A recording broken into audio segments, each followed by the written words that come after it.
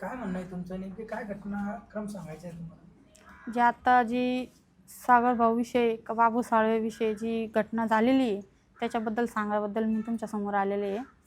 मला म्हणतो 21 तारखेला मला कॉल आला. आमचे पहिले भांडणं घरचे इश्यू झाले थोडेसे बाबू साळवेचे माझे ते मिटले होते.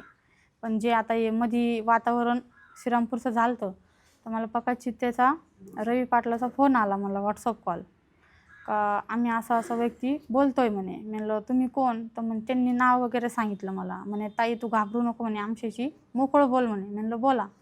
तर मग मी त्यांच्याशी बोलले. ते म्हणले काय पाय आता असं प्रकरण श्रीरामपूरचं घडतंय म्हणे. तुझे पण पहिले भांडणं झालेले, तुझ्या मागं 2 लेकरं आहे, तुझा डिवोर्स झालेला आहे, तुझ्या मागं कोण नाही आहे. नंतर हे तुला टेन्शन होईल, तुला भीती होईल, तू फक्त एवढं एक फिर्याद एवढं कर म्हणे का हे आमच्यापर्यंत आले नाही पाहिजे हो बाबू साळवेन ते. म्हणलं हो मग मी श्रीरामपूरला जाते म्हणलं. त्यांना एवढं सांगितलं. ते म्हणे श्रीरामपूरला नाही घेणार म्हणे, तू शिर्डीला जाय, आम्ही शिर्डीला सगळं सांगून ठेवले. म्हणलं का म्हणून? तर नाही म्हणे आम्ही तुझ्या चांगल्यासाठी सांगतोय म्हणे, आम्ही तुझ्या संग आहे म्हणे, तू घाबरू बिकरू काही नको म्हणे, तू शिर्डीला जाय. मग मी शिर्डीला गेले. ते साहेब होते तिथं DSP. त्यांनी मग सांगितलं मला भारती साहेबांनी म्हणे काय आहे. मग मी त्यांना फिर्याद सांगितली की म्हणलं असं असं आहे, फक्त त्यांना वॉर्निंग द्या म्हणलं बाबू साळव्याला का मला काही तकलीफ झाली नाही पाहिजे आणि काहीच नाही म्हणलं, माझी काही दुसरी फिर्याद नाही म्हणलं. म्हणे हो चालन म्हणे, ओके आम्ही हीच फिर्याद हे करू म्हणे आणि आम्ही त्याला वॉर्निंग देऊ म्हणे. म्हणलं चालन. मग त्यांनी अंगठा वगैरे घेतला माझा तिथं. मग मी त्यांना सांगितलं म्हणलं याच्यात काय काय लिहिलेलं आहे. तर ते म्हणे तुला वाचता? म्हणलं नाही मला वाचता नाही येत म्हणे. ते आमच्यावर भरोसा ठेव म्हणे, तू काही टेन्शन घेऊ नको म्हणे, तू जाय म्हणे, आम्ही आमच्या हिशोबाने करतो म्हणे. म्हणलं हो चालन. मग मी तिथून 2 वाजता घरी आले. मग मला 22 तारखेला तरी 3च्या 4च्या दरम्यान मी न्यूज पाहिली इंस्टाग्रामला. मी त्या दिवशी काही नाही बोलले. मग मी 23 तारखेला तिथं त्यांच्यापाशी गेले शिर्डीला आणि त्यांना सांगितलं का हे आरोप सगळे खोटे आहे, तुम्ही माझ्या नावाचा गलत उपयोग करू नका भाऊ, माझी इज्जत जाऊ राहिली, त्यांची बी इज्जत जाऊ राहिली, तुम्ही असं करू नका. मग ते मला म्हणले का तू टेन्शन घेऊ नको म्हणे, काही नको, तुझ्या मागं सगळे उभे आहे म्हणे, तू काही हे करू नको म्हणे, तू उलट म्हणे तू फिर्याद ही केली तर तुझ्या मागं अजून लोक फिर्याद देतील म्हणे, सगळं देणार आहे म्हणे. म्हणलं पण माझी फिर्याद आहेच नाही म्हणलं, माझ्या संग घडेल बी नाही म्हणलं, काहीच नाही. ते म्हणे नाही म्हणे तू आजच्या आज कोर्टात जाय श्रीरामपूरच्या आणि तू सांग म्हणे की माझ्या संग झालेले असं वगैरे, मेडिकल कर. म्हणलं नाही मी मेडिकल नाही करू शकत म्हणलं, माझ्या संग घडेलच नाही म्हणलं हे. मी त्यांना कधी पाहिलं बी नाही म्हणलं, पाहिलं पण म्हणलं इंटरनेटवर असं हे करताना न्यूजमध्ये पाहिलं म्हणलं, मी समोर कधी पाहिलं नाही. ते माझ्या संग कधी समोर बोलले नाही, मला कधी धमकी तर उशे पण ते कधी माझ्या संग बोलले बी नाही म्हणलं. राहिला बाबू साळव्याचा विषय, त्यांचे आमचे पहिल्यापासून संबंध होते, ते झालं आमचा फॅमिली इश्यू झाला थोडासा लग्नात, त्याच्यामुळे ते भांडणं बी मिटले होते, सगळं झालं. पण हे जे त्यांनी टाकले हे आरोप सगळे खोटे. बाबू साळवे कुठले राहणार आहे? श्रीरामपूरचेच. तुम्ही? श्रीरामपूरचे. मग शिर्डीचा काय संबंध आला फिर्यादीचा? ते म्हणे इथं नाही घेणार म्हणे, तू शिर्डीला जाय म्हणे. तर ॲडिशनल एसपी बसतात, DYSPच्या वरची पोस्ट आहे. ते म्हणे इथं नाही घेणार म्हणे, तू शिर्डीला जाय म्हणे, आमचं बोलणं झालेलं म्हणे शिर्डीला. तुम्ही त्याला पोलीस अधिकाऱ्यांना भेटले? हो. इथल्या कोण इथल्या नाही भेटले होते त्या संदर्भात? नाही, श्रीरामपूरच्या नाही, मी डायरेक्ट शिर्डीला गेलते.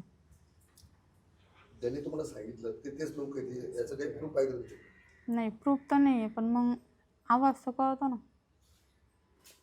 काही रेकॉर्डिंग आहे का? नाही, ते व्हॉट्सअप कॉल करत होते. आता मला काय एवढं कळत तेव्हा काय एवढं हे घेतलं नाही. मला थोडी माहीत होतं की ते असं करतीन भाऊ, माझा गैरफायदा उचलतीन भाऊ माझ्या नावाचा का माझा याचा, त्याच्यामुळे मला काय माहीत नव्हतं ना एवढं. त्यांना ओळखत नाही, मग त्यांचा आवाज कसा ओळखला? आवाज कसा ओळखला मग? मी त्यांना विचारलं म्हणलं तुम्ही कोण बोलताय? ते म्हणे त्यांनी नाव सांगितले त्यांचे. म्हणलं खरंच तुम्ही बोलताय का? म्हणे हो ताई तू हे सगळं कर म्हणे, लागलं तर आम्ही तुला समोर येऊन पण भेटू म्हणे, तू टेन्शन घेऊ नको म्हणे, तू पहिले तुझं हे काम आम्ही सांगतो तसं कर म्हणे, नंतर आम्ही तुला समोर येऊन भेटू म्हणे. किती कॉल केले? फार केले असं तर 10-12 कॉल. तवर जवळ मी कंप्लेंट नाही तर दाखल करीत नाही तवर त्यांचे कॉल येत होते मला. तरी 10-12 कॉल झाले असं. 21 तारखेला रात्री दाखल झाले ना? हो. त्याच्या अगोदर किती दिवस तुम्हाला ते फोन करत होते? त्याच दिवशी सकाळी कॉल आला त्यांचा मला. ते एकच दिवस? हो सलग? हो. 10 दिवस. तक्रार दाखल केल्यावर तुम्ही बातमी पाहिल्यानंतर तुम्ही परत पोलीस स्टेशनला गेला. हो. त्या दिवशी काय घडलं?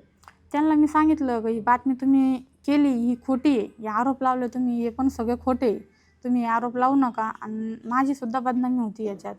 आणि त्यांचं कशाला तुम्ही नाव घेऊ राहिले. त्यांना मी एवढं पण बोलले, आज तुम्ही हे तुम्ही त्यांच्यावर टाकताय.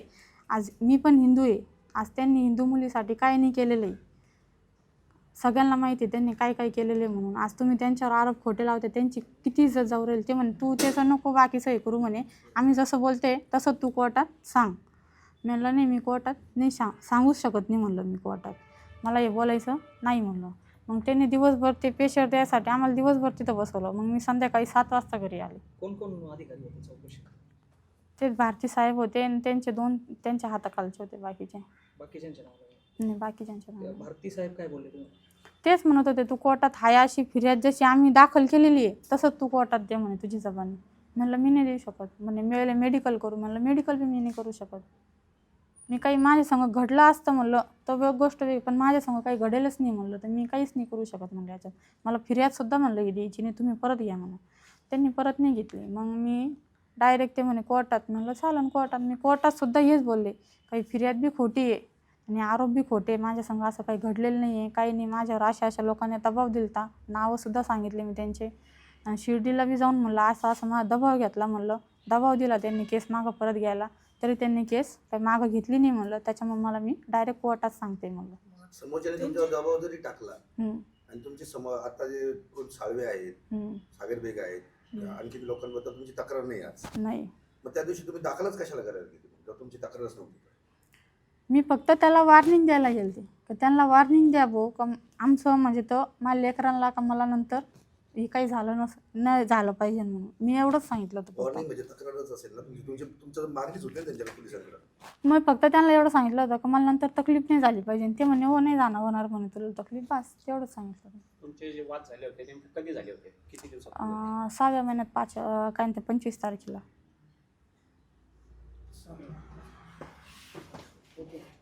अजून काही करणराव काही ओके झालं आता. ठीक ठीक ते द्या फक्त ते बिल काढून.